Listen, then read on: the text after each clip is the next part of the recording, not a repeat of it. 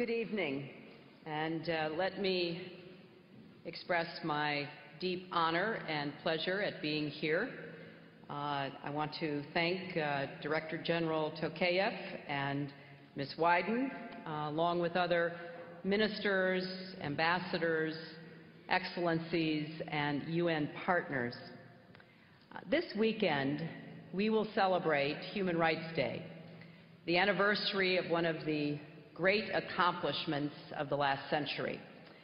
Beginning in 1947, delegates from 6 continents devoted themselves to drafting a declaration that would enshrine the fundamental rights and freedoms of people everywhere.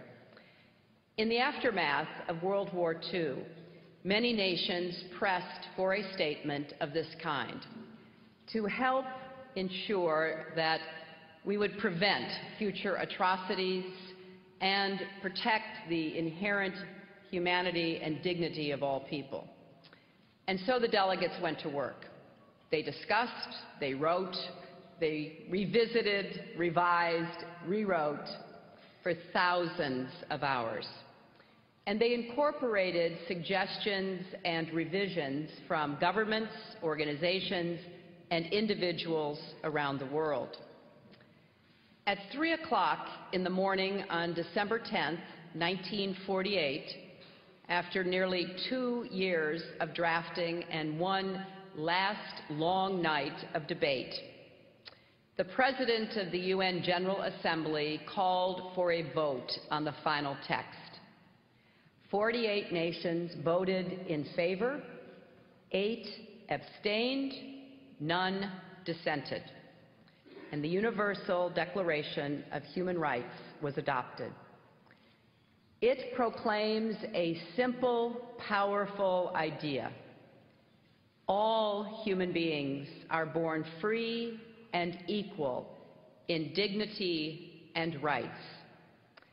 And with the Declaration, it was made clear that rights are not conferred by government. They are the birthright of all people. It does not matter what country we live in, who our leaders are, or even who we are. Because we are human, we therefore have rights.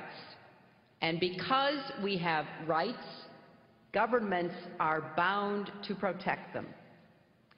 In the 63 years since the Declaration was adopted, many nations have made great progress in making human rights a human reality. Step by step, barriers that once prevented people from enjoying the full measure of liberty, the full experience of dignity, and the full benefits of humanity have fallen away. In many places, racist laws have been repealed. Legal and social practices that relegated women to second-class status have been abolished. The ability of religious minorities to practice their faith freely has been secured. In most cases, this progress was not easily won. People fought and organized and campaigned in public squares and private spaces to change not only laws but hearts and minds.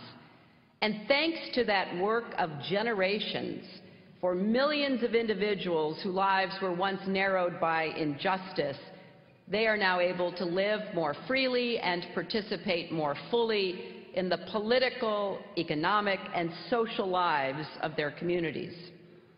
Now, there is still, as you all know, much more to be done to secure that commitment, that reality and progress for all people. Today, I want to talk about the work we have left to do to protect one group of people whose human rights are still denied in too many parts of the world today. In many ways, they are an invisible minority. They are arrested, beaten, terrorized, even executed. Many are treated with contempt and violence by their fellow citizens, while authorities empowered to protect them look the other way, or too often even join in the abuse. They are denied opportunities to work and learn, driven from their homes and countries, and forced to suppress or deny who they are to protect themselves from harm. I am talking about gay, lesbian, bisexual, and transgender people, human beings born free and given, bestowed equality and dignity, who have a right to claim that, which is now one of the remaining human rights challenges of our time. I speak about this subject knowing that my own country's record on human rights for gay people is far from perfect. Until 2003, it was still a crime in parts of our country. Many LGBT Americans have endured violence and harassment in their own lives, and for some, including many young people, bullying and exclusion are daily experiences. So we, like all nations, have more work to do to protect human rights at home. Now, raising this issue, I know, is sensitive for many people, and that the obstacles standing in the way of protecting the human rights of LGBT people rest on deeply held personal, political, cultural, and religious beliefs. So I come here before you with respect, understanding, and humility. Even though progress on this front is not easy, we cannot delay acting. So in that spirit, I want to talk about the difficult and important issues we must address together to reach a global consensus that recognizes the human rights of LGBT citizens everywhere. The first issue goes to the heart of the matter. Some have suggested that gay rights and human rights are separate and distinct, but in fact, they are one and the same. Now, of course, 60 years ago, the governments that drafted and passed the Universal Declaration of Human Rights were not thinking about how it applied to the LGBT community. They also weren't thinking about how it applied to indigenous people or children or people with disabilities or other marginalized groups.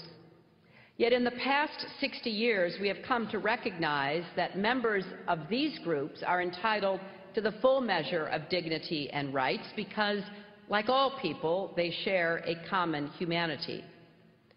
This recognition did not occur all at once. It evolved over time. And as it did, we understood that we were honoring rights that people always had, rather than creating new or special rights for them. Like being a woman, like being a racial, religious, tribal, or ethnic minority, being LGBT does not make you less human. And that is why gay rights are human rights and human rights are gay rights. It is a violation of human rights when people are beaten or killed because of their sexual orientation, or because they do not conform to cultural norms about how men and women should look or behave.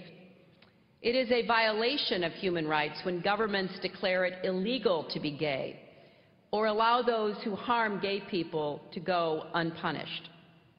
It is a violation of human rights when lesbian or transgendered women are subjected to so-called corrective rape or forcibly subjected to hormone treatments, or when people are murdered after public calls for violence toward gays, or when they are forced to flee their nations and seek asylum in other lands to save their lives.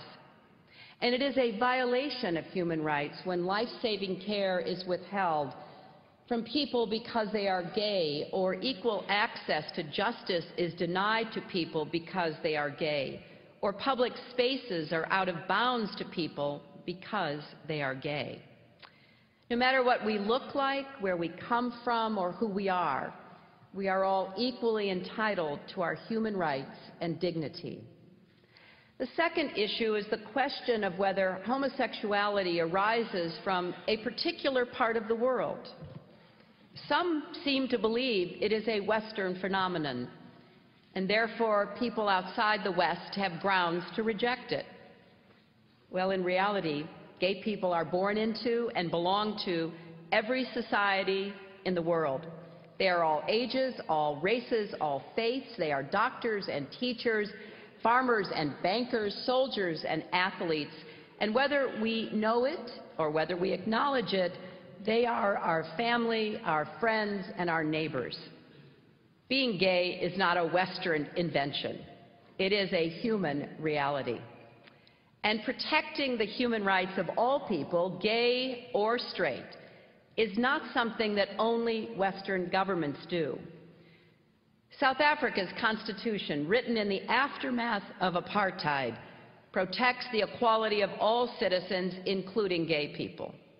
In Colombia and Argentina, the rights of gays are also legally protected. In Nepal, the Supreme Court has ruled that equal rights apply to LGBT citizens. The government of Mongolia has committed to pursue new legislation that will tackle anti-gay discrimination. Now, some worry that protecting the human rights of the LGBT community is a luxury that only wealthy nations can afford. But in fact, in all countries, there are costs to not protecting these rights. In both gay and straight lives lost to disease and violence, in the silencing of voices and views that would strengthen communities, in ideas never pursued by entrepreneurs who happen to be gay. Costs are incurred whenever any group is treated as lesser or the other, whether they are women, racial or religious minorities, or the LGBT. Former President Mogai of Botswana pointed out recently that for as long as LGBT people are kept in the shadows, there cannot be an effective public health program to tackle HIV and AIDS. Well, that holds true for other challenges as well. The third and perhaps most challenging issue arises when people cite religious or cultural values as a reason to violate or not to protect the human rights of LGBT citizens. This is not unlike the justification offered for violent practices toward women like honor killings, widow burning, or female genital mutilation. Some people still defend those practices as part of a cultural tradition, but violence toward women isn't cultural. It's criminal. Likewise with slavery, what was once justified as sanctioned by God is now properly reviled as an unconscionable violation of human rights. In each of these cases, we came to learn that no practice or tradition trumps the human rights that belong to all of us. And this holds true for inflicting violence on LGBT people, criminalizing their status or behavior, expelling them from their families and communities, or tacitly or explicitly accepting their killing. Of course, it bears noting that rarely are cultural and religious traditions and teachings actually in conflict with the protection of human rights. Indeed, our religion and our culture are sources of compassion and inspiration toward our fellow human beings.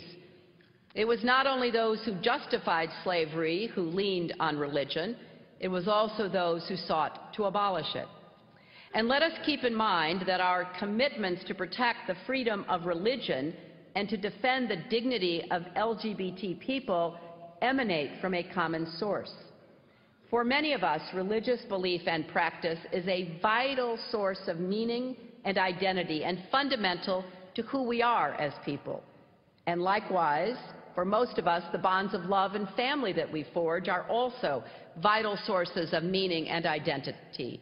And caring for others is an expression of what it means to be fully human. It is because the human experience is universal that human rights are universal and cut across all religions and cultures. The fourth issue is what history teaches us about how we make progress toward rights for all. Progress starts with honest discussion. Now, there are some who say and believe that all gay people are pedophiles, that homosexuality is a disease that can be caught or cured, or that gays recruit others to become gay. Well, these notions are simply not true.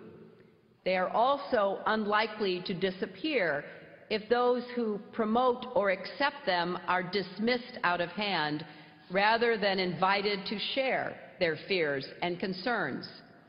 No one has ever abandoned a belief because he was forced to do so.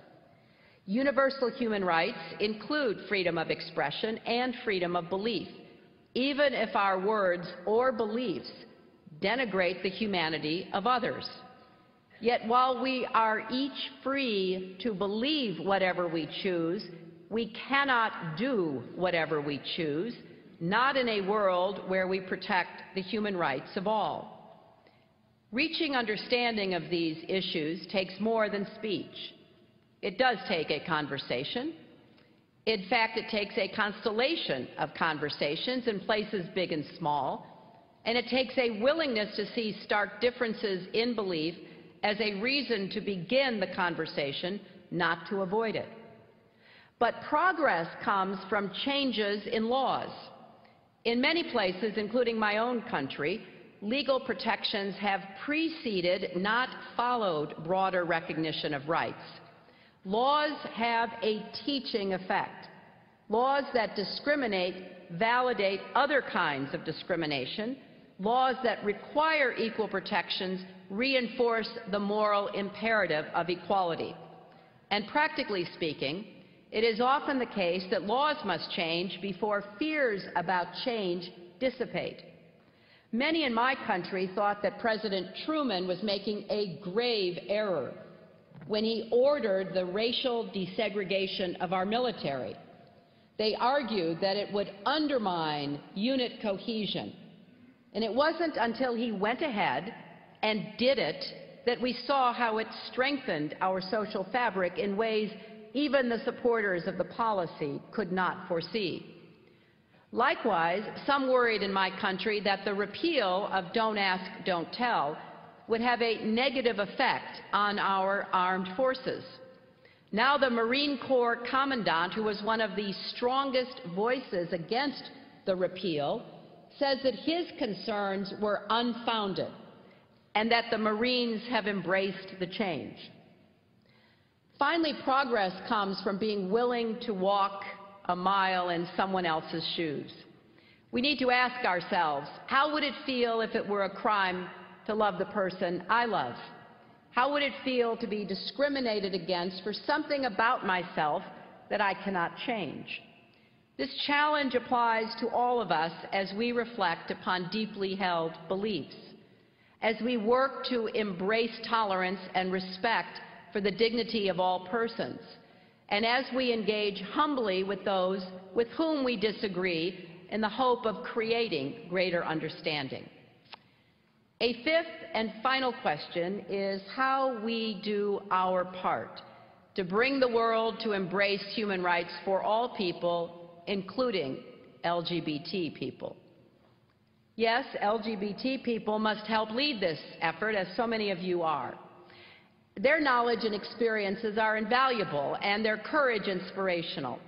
We know the names of brave LGBT activists who have literally given their lives for this cause, and there are many more whose names we will never know.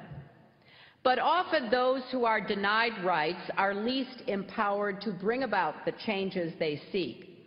Acting alone, minorities can never achieve the majorities necessary for political change.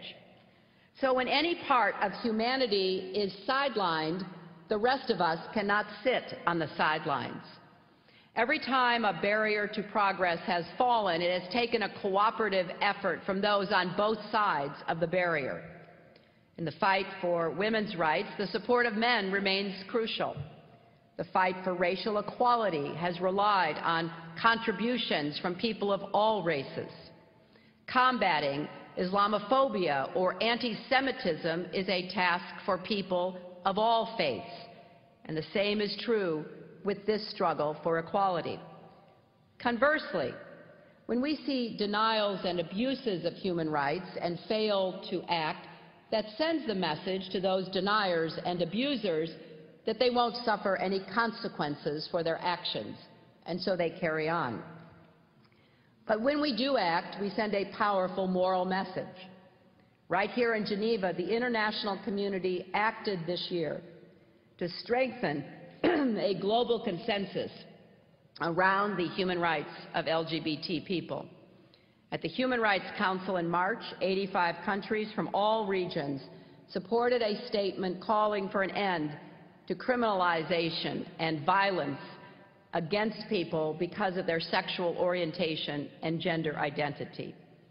At the following session of the Council in June, South Africa took the lead on a resolution about violence against LGBT people. The delegation from South Africa spoke eloquently about their own experience and struggle for human equality and its indivisibility. When the measure passed, it became the first ever UN resolution recognizing the human rights of gay people worldwide. In the Organization of American States this year, the Inter-American Commission on Human Rights created a unit on the rights of LGBT people, a step toward what we hope will be the creation of a special rapporteur. Now we must go further and work here and in every region of the world to galvanize more support for the human rights of the LGBT community. To the leaders of those countries where people are jailed, beaten, or executed for being gay, I ask you to consider this. Leadership, by definition, means being out in front of your people when it is called for.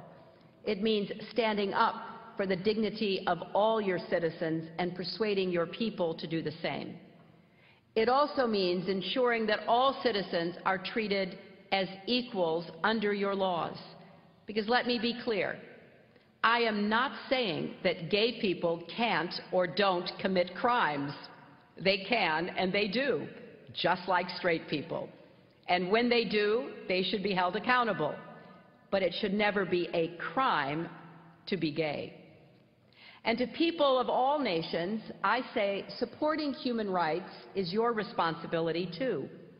The lives of gay people are shaped not only by laws, but by the treatment they receive every day from their families, from their neighbors. Eleanor Roosevelt, who did so much to advance human rights worldwide, said that these rights begin in the small places close to home, the streets where people live, the schools they attend, the factories, farms, and offices where they work. These places are your domain. The actions you take, the ideals you advocate, can determine whether human rights flourish where you are. And finally, to LGBT men and women worldwide, let me say this.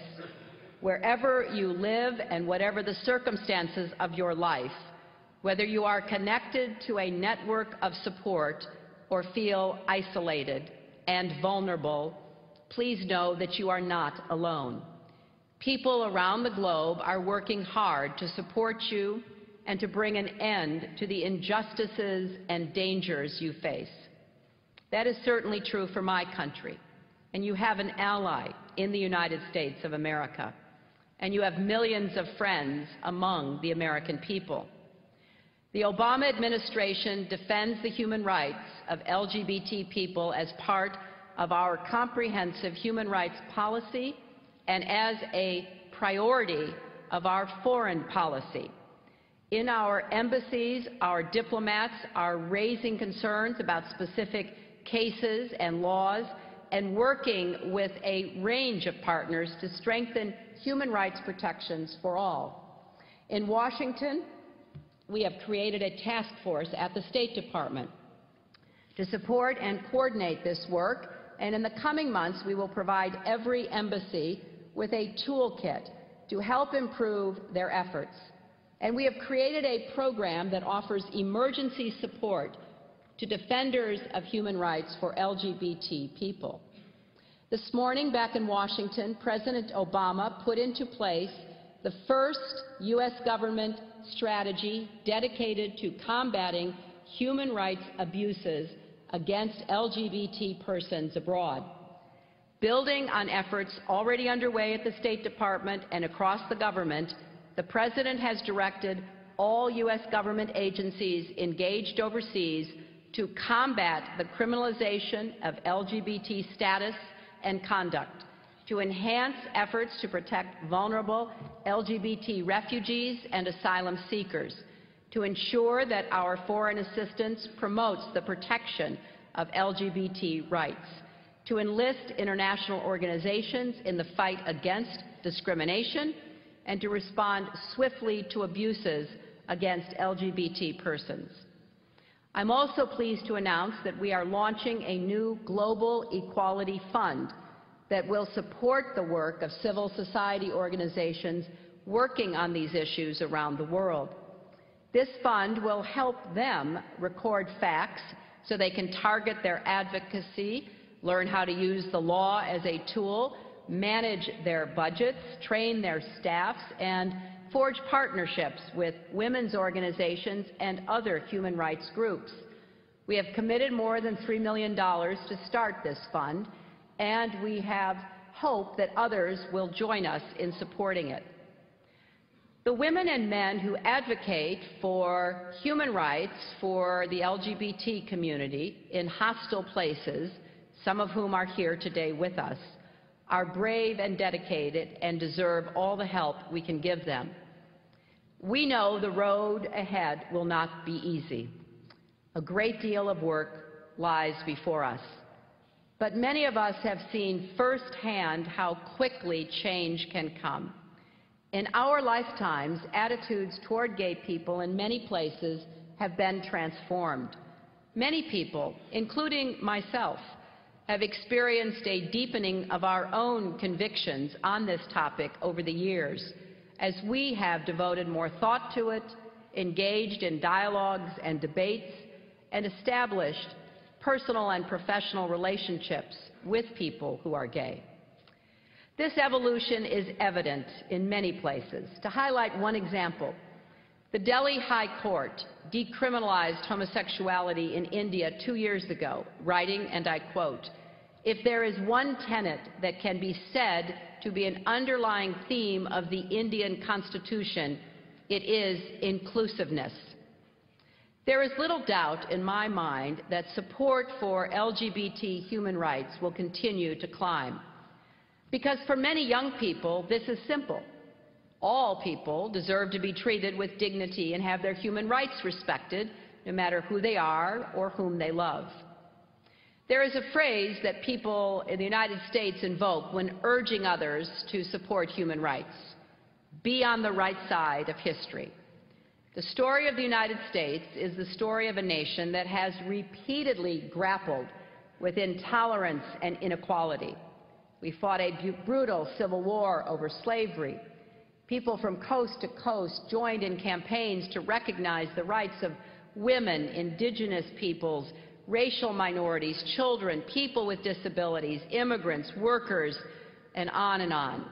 And the march toward equality and justice has continued.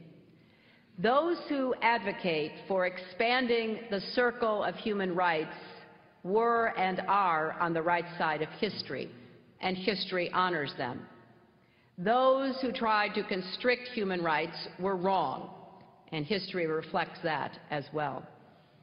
I know that the thoughts I've shared today involve questions on which opinions are still evolving.